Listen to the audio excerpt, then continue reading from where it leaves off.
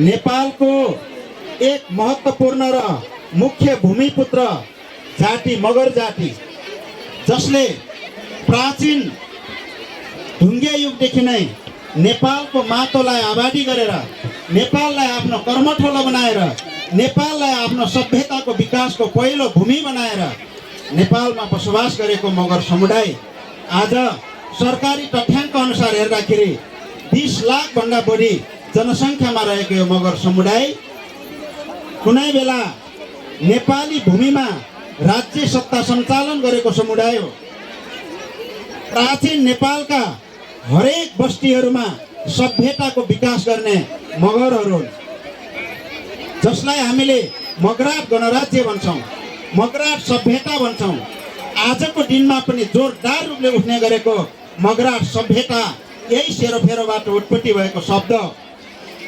आजभन्दा लाखौं वर्ष अगाडि नेपालमा बसोबास गर्ने मगरहरूले नेपालमा मानव सभ्यताको विकासको निम्ति राज्य सञ्चालन गरेका थिए, जसले आफ्नो ठाउँमा विभिन्न ठाउँमा ससाना राज्य रजौटा हुँदै विशाल गणराज्यहरू निर्माण गरेका थिए। र त्यही बेला नेपालमा मगरहरूको भाषा जन्मियो, संस्कार जन्मियो, संस्कृति जन्मियो।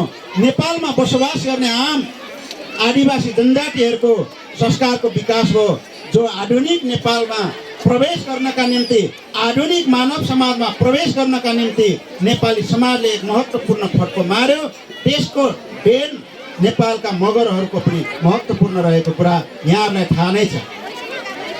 तर पछि नेपाल एकीकरणमा आइपुग्दाखेरि पूर्व मेचीदेखि पश्चिम महाकालीसम्मको एउटा सग्लो भूगोल निर्माण भएर नेपाल नाम निर्माण हुँदै गर्दा नेपालका मगर गणराज्यहरू मासिन पुगे। नेपालका ती प्राचीन मगराट राज्यहरू मासिन पुगे र एउटा नयाँ नेपाल निर्माण भयो, जसको नेतृत्व पृथ्वीनारायण शाहले गर्यो र नेपाल एक प्रकारको स्वतन्त्र राष्ट्र बन्यो। र त्यसपछि आजसम्म हामी आइपुग्दाखेरि नेपाल विविधतामा विभाजन भयो र कतै न कतै पृथ्वीनारायण शाहले असाध्यै राम्रो श्लोकका साथ नेपाल 4036 वर्णको फुलबारी हो भनेर भन्दै गर्दा, तर उहाँले स्थापना गरेको राज्य व्यवस्थामा राज्य सत्ता सञ्चालन गर्ने शासकहरूले कतै न कतै पृथ्वीनारायण शाहको त्यो सुन्दर श्लोकलाई अपव्याख्या गरिदिए, त्यो सुन्दर श्लोकलाई भट्काइदिए र नेपालमा एउटा एकल जातीय राज्यको स्थापना भयो, एकल जातीय धर्मको स्थापना भयो, एकल जातीय भाषाको विकास भयो र यहाँ रहेका बहुभाषाहरू दमनमा परे, बहुधार्मिक समुदायहरू दमनमा परे, बहुजातीय समुदायहरू दमनमा परे। त्यसको परिणाम आज हामीले सङ्घीय लोकतान्त्रिक गणतन्त्र मार्फत फेरि समानताको निम्ति लडाइँ लड्नु परेको छ। फेरि समानताको निम्ति, सहअस्तित्वको निम्ति, समान सहभागिताको निम्ति फेरि आज आवाज उठाउनु पर्ने स्थिति बनेको छ। तथापि मगरहरूले आज हिजोको भन्दा धेरै मुक्ति पाएको स्थिति हो। यहाँका आदिवासी जनजातिहरूले धेरै मुक्ति पाएको स्थिति हो। कुनै बेला नेपाल एकीकरण पछाडि मगरहरूले आफ्नो भाषा बोले बापत 4 पैसा दण्ड गर्ने व्यवस्था थियो। गुरुङहरूले आफ्नो भाषा बोले बापत 4 पैसा दण्ड गर्ने स्थिति थियो। नेवारहरूले आफ्नो नेवारी भाषा बोले बापत 3 पैसा दण्ड गर्ने व्यवस्था थियो, जसले गर्दा जातीय विभेदको सुरुवात भयो। यिनै जातीय विभेदहरूको अन्त्य गर्नका निम्ति, सर्वजातीय समानता कायम गर्नका निम्ति हाम्रा अग्रजहरूले, हाम्रा पुर्खाहरूले, विशेष गरेर हाम्रा संस्थापक अध्यक्ष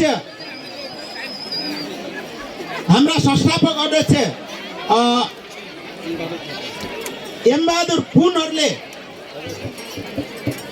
जसरी 2039 सालमा नेपाल मगर सङ्घको स्थापना गर्नुभयो, त्यो आज 42 वर्ष पुग्दैछ। 2039 सालमा नेपाल मगर सङ्घ गठन गर्दै गर्दा आजको जस्तो सजिलो थिएन। आज यसरी खुल्लम खुल्ला हामी बसेका छौँ, नाचेका छौँ, गाएका छौँ, यो स्थिति थिएन। राजा वीरेन्द्रको फोटो राखेर, राजा रानीको फोटो टेबलमा राखेर संगठन स्थापना गरिएको दिन थियो। सरकारलाई, राज्यलाई यो मगरहरूको वेशभूषा संरक्षणको निम्ति, संस्कृति संरक्षणको निम्ति होइन, अरू केही होइन भनेर ढाँटेर मगर सङ्घ स्थापना गर्नु परेको थियो।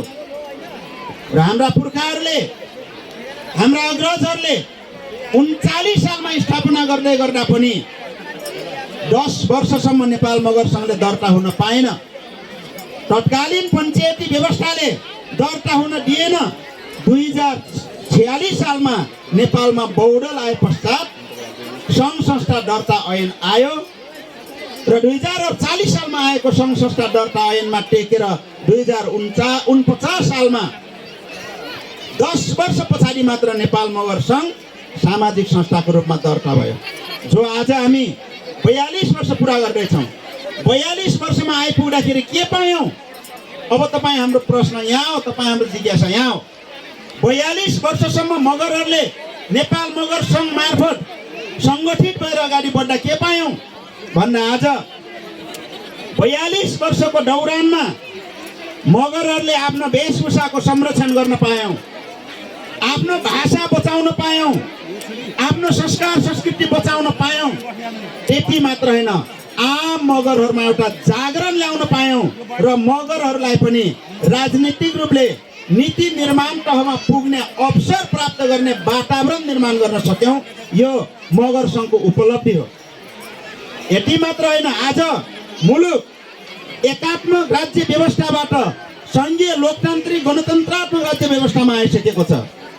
सङ्घीय लोकतान्त्रिक गणतन्त्रको व्यवस्थामा हामी आइपुग्दा यो व्यवस्थाले समानुपातिक व्यवस्था गरेको छ, समावेशी व्यवस्था गरेको छ, धर्मनिरपेक्षताको व्यवस्था गरेको छ, अल्पसङ्ख्यक समुदायहरूका निम्ति आरक्षणको व्यवस्था गरेको छ, आदिवासी जनजाति, महिला, दलित, मधेसी, मुस्लिम, थारू र हलो जोतेर खाने उत्पीडित खस आर्यको समेत समानुपातिक र समावेशी व्यवस्था यो संविधानले बोकेको छ। मुलुकको यो व्यवस्था ल्याउनमा पनि नेपाल मगर सङ्घको सङ्घर्ष एक कोसेढुङ्गा हो। त्यही सङ्घर्षले गर्दा आज यो उपलब्धि आएको हो भन्ने कुरा नेपालका आम मगरहरूले बुझ्नुपर्छ। यदि यी कुराहरू हामीले बुझ्न सकेनौँ भने नेपाल मगर सङ्घले केही पनि गरेन भन्नेमा जान्छ। त्यसो होइन, केही न केही भएको छ। तर हाम्रो अधिकार पूर्ण प्राप्त भएको छ कि छैन भन्दा छैन। अनि थारू साथीले यहाँ बोलेर जानुभयो, थारूहरू त एक प्रकारले थाकिसक्यौँ भन्ने खालको भाष्य राख्नु भएको छ। मलाई लाग्छ नेपालका आदिवासी जनजातिहरू थाकेका छैन, थाकिनु हुँदैन। नेपाल बहुजातीय मुलुक हो, त्यसकारण बहुजातीय समानता चाहिन्छ। नेपाल बहुभाषी मुलुक हो, त्यसकारण बहुभाषिक समानता चाहिन्छ। नेपाल विविधतामा एकताको मुलुक हो, त्यसकारण एक समुदाय र अर्को समुदाय बीच समानता चाहिन्छ, सहअस्तित्व चाहिन्छ, सहकार्य चाहिन्छ। एकले अर्कालाई स्वीकार्नु पर्ने हुन्छ, जसलाई हामीले सर्वजातीय समाजवाद भन्छौँ। बहुजातीय समाजवाद अर्थात् सर्वजातीय सबै जातिहरूको समाजवाद नेपालको अबको यात्रा हो। हामी त्यतापट्टि जाँदैछौँ। त्यसैले आज यो राज्यबाट भएको समानुपातिक प्रणालीमा महिला दिदीबहिनीहरू, आदिवासी जनजातिहरू, मगर, थारूका छोराछोरीहरूले मजाले उपभोग गर्न पाएका छौँ। यो पूर्ण छ त भन्दा छैन। नेपाल मगर सङ्घको एउटै लक्ष्य र उद्देश्य के हो भने नेपालमा पूर्ण समानुपातिक निर्वाचन प्रणाली लागू हुनुपर्छ। त्यो पनि जातीय जनसङ्ख्याको अनुपातमा, जातीय जनसङ्ख्याको अनुपातमा पूर्ण समानुपातिक निर्वाचन प्रणाली लागू गरिनुपर्छ। प्रत्यक्ष निर्वाचन प्रणाली खारेज हुनुपर्छ। सदाका निम्ति होइन, केही समयका निम्ति त्यो आवश्यक छ।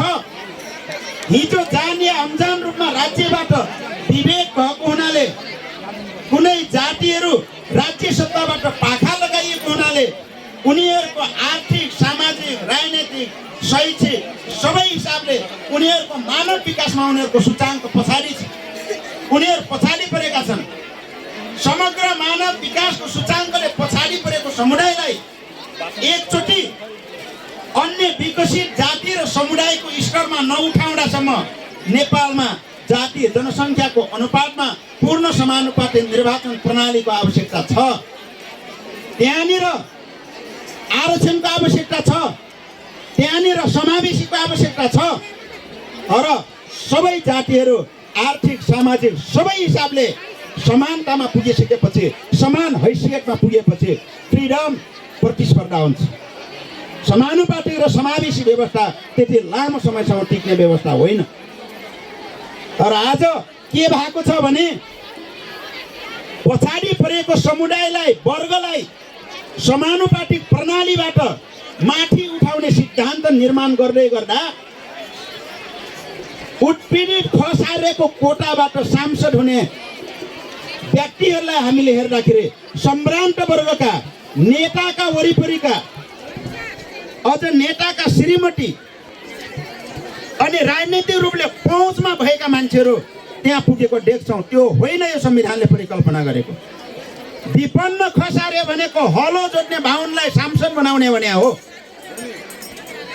भारी बोकेर खाने बाहुनको छोरालाई सांसद बनाउने भने हो, छेत्रीको छोरालाई सांसद बनाउने भने हो। तर त्यहाँ नेताका श्रीमतीहरू जान्छन्। यो समानुपातिक व्यवस्थाको दुरुपयोग भएको छ। आदिवासी जनजातिमा हामीले समानुपातिक व्यवस्था लागू गर्दै गर्दा सबैभन्दा तल्लो वर्गमा रहेको आदिवासी जनजातिका छोरालाई लग्ने भने हो। तर काठमाडौँमा 3-4वटा घर बनाएको आदिवासीको छोरा सांसद हुन्छ, त्यो पनि गलत भएको छ। दलित त्यही हो, सबैभन्दा विपन्न दलितलाई त्यहाँ लग्ने भने हो। तर हुने खाने दलित जान्छ। आज दलितको सन्दर्भमा साँच्चै न्याय भएको भनेको 6753वटा नेपालका वाडाहरूमा एक-एकजना अनिवार्य महिला, दलित महिला प्रतिनिधि छ। त्यो मात्र खासमा समावेशी भएको छ, त्यो मात्र खासमा न्यायोचित भएको छ, अन्यत्र भएको छैन। त्यसैले यो समानुपातिकको व्यवस्थालाई सही ढङ्गले प्रयोग गर्नको निम्ति राज्यलाई दबाब दिने पनि अबको हाम्रो कार्यभार हो।